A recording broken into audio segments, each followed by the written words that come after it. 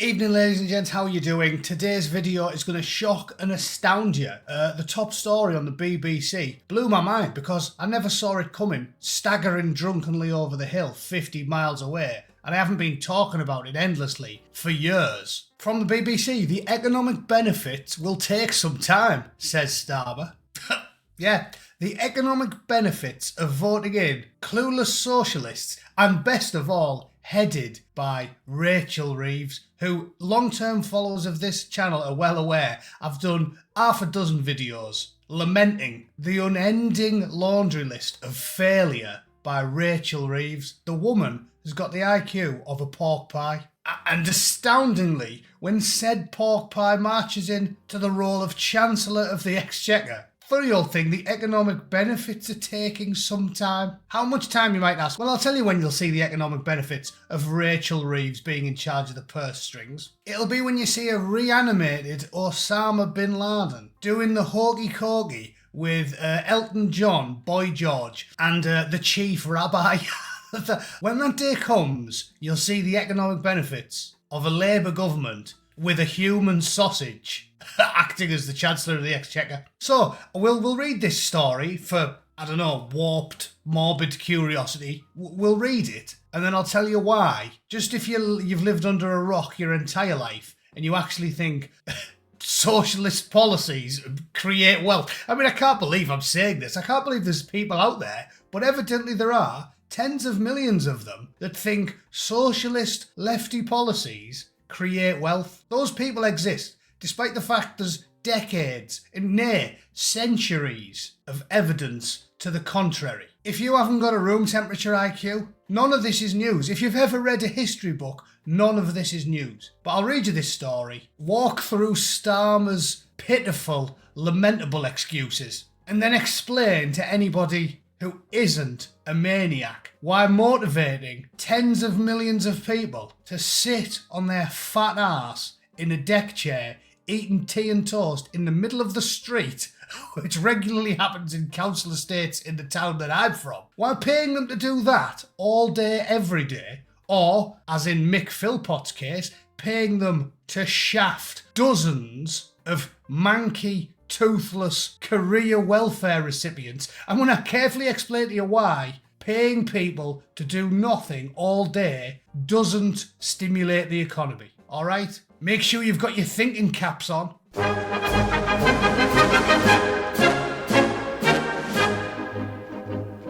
So, Two-Tier Kia says the economic benefits of his incompetent government will take some time. I wonder why. Sir Keir has warned it will take some time for people to feel richer. Feel richer. You won't actually be richer, of course you won't, but you might feel it if we can convince you. And he asked MPs for patience on his plans to boost economic growth. The Prime Minister told a committee of senior MPs the UK had been suffering from stagnant growth for over a decade. He added that October's budget would lead to more investment and planned changes to planning rules that would make a huge difference.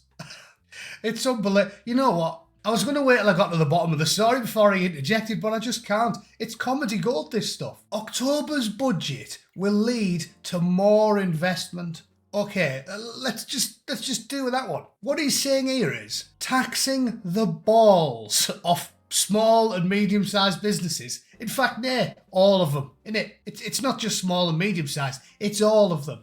Taxing the ever-living shite out of businesses and doubling the national insurance contributions they have to make to the government. That's going to create loads of growth, isn't it? Because everyone knows the fat bloke off Monopoly with his monocle and his top hat. He loves getting the balls taxed off him, doesn't he? When he hears about socialist plans to tax him till his knackers ache, he goes, oh, I'm definitely going to set up a business there. That's a great idea, isn't it? And then you might think, oh, but at least we've got good talent for him. Good talent. Would you give Mick Philpott a job? Do you think he's going to have, what, Axel Rudu Kanubu working on his production line? Are Somalian pirates that can barely read, or fully illiterate goat herders from the mountains of the Hindu Kush, are they good employees for small tech startups? Does the UK have anything going for it under Sharia Kia, who's collapsed the borders and taxes the balls off you if you want to do any work? I mean, simple question. You think of anything that would make you want to start a business in the UK now. We haven't even got nice weather. At least in California they can say, okay, Newsom's a bit of a knobhead and he'll tax you a lot, but at least you've got good weather. We haven't got that. We've got uncontrolled migration, 20 million chavs, tax you till you can feel it in your plums, and the cherry on top, shocking weather. It pisses down all day. The coppers won't let you have a conversation in peace, but they'll run cover for you if you're running a Bangladeshi grooming gang. I can't think of any reason you want to be a businessman in the UK. Because, yeah, think of that. All of the reasons why it'd negatively affect your business, and to top it all off, there's a high chance that your daughter's going to get rogered above a kebab shop. So, I mean, would you move to the UK to open a business? If you would, you're brain dead. Anyway, moving on, he insisted he was still committed to achieving the highest sustained growth among G7 countries by the next election. And that's it, with no evidence. Again, I can't continue without injecting. No evidence. He just said, oh, he's committed to achieving the highest sustained growth. Nice one. Whilst implementing a dozen policies that guarantee it cannot happen. Oh yeah, and he gave all the public sector a pay rise. Do you know how you definitely don't stimulate the economy? Actually bring money into the coffers? You know how you definitely don't do that? By taxing wealth creators, i.e. private businesses, and giving more money to public servants who cost the taxpayers money. So what is this? You can't just say, I'm committed to achieving the highest sustained growth and then not have any plan at all while simultaneously doing the exact opposite. Because let me tell you something. I mean, if we're all just going to make a wish list, I'm committed to piping Angelina Jolie this year. Yeah, I'm committed to that. I mean, I've stopped showering. I'm not going to go to the gym anymore. And in fact, you know what? I'm not even going to brush my teeth. No, I'll tell you what. I'll brush my teeth with dog shit. I'll do that. But I'm committed to ragging Angelina all over the place. I'm sure she'll agree to it. Because I'm committed. This comes as the Bank of England said the economy has performed worse than expected, with no growth at all between October and December. Sir Keir set the target. Oh yeah, brilliant, he's setting targets. But more than a year before his party returned to power. Earlier this month he announced an additional target to improve living standards, leading to some accusations he was moving the goalposts on what he wanted his government to be judged by. When it was pointed out to him that the economic forecasts suggested this was not going to happen, he said they'd not taken some future policy changes into account. Asked when people would feel better off, he said, it'll take some time. Of course it will. The planning will take time. The regulation will take time. Time. Well, I've had enough of reading this drivel. It's all gobbledygook. You know how much time it's going to be? Until hell freezes over. Until Boy George announces, I've had it wrong all these years. I love tits, me. I love them.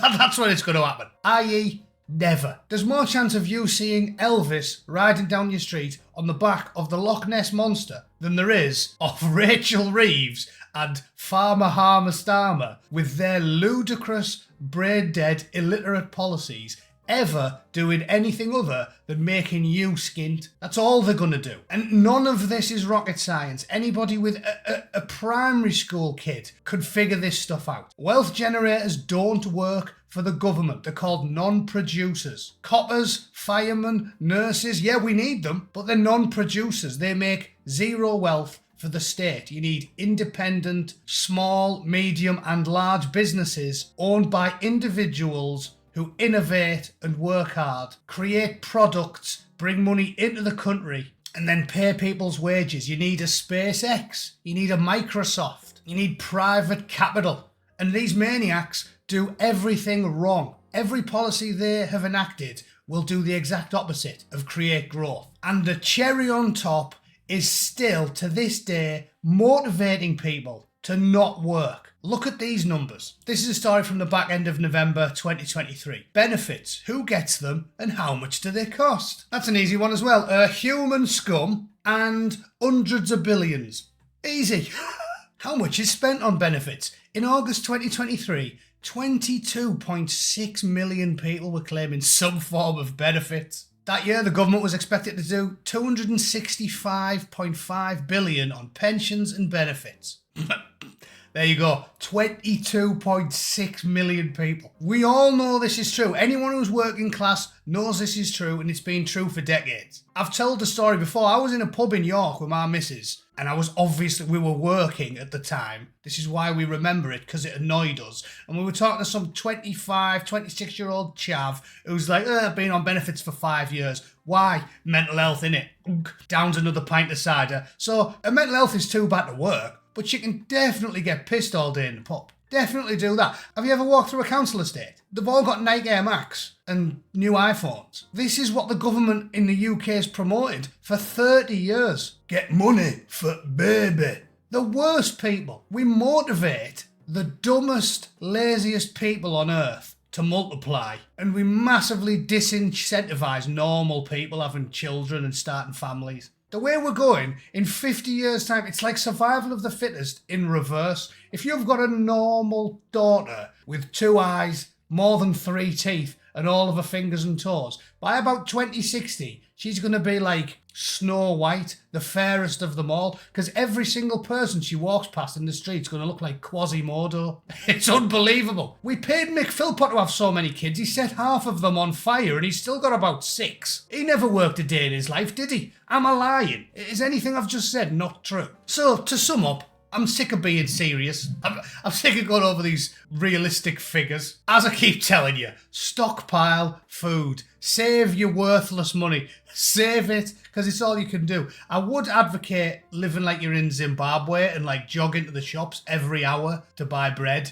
But we're not quite there yet. That'll take some time. As it stands, live within your means, stockpile food. I'm telling you, the UK is going to be a basket case after 4 years of Labour. And I told you it was going to happen, and we knew it was going to happen. As I said, accelerationism was the only cure to a Conservative government. So batten down the hatches, try and maintain a sense of humour in adversity, and get ready to feel the pain. Because if you believe 2-tier Kia's bollocks, and you think the British economy is going to be in a good place in 3 or 4 years' time, after years of Labour, Socialist, illiterate, disincentivisation, stupidity, the dumbest policies on earth, you've never ever read a history book and you know less about economics than a pissed sailor on shore leave in Vegas, okay? You know nothing. But that's just my opinion. If you think I'm an idiot, and printing money and paying chavs to breed like wet gremlins, if you think that is an ingenious move that will surely create wealth, don't know how, but if you think that, you let me know in the comments and I'll track your IP, get your address and send it to the local mental institution so they can come round your house, throw you in the back of the padded van and do all of society a favour. Okay? That's me for the day. Thanks for tuning in. I'll see you all very soon. Toodle pip. Cheers.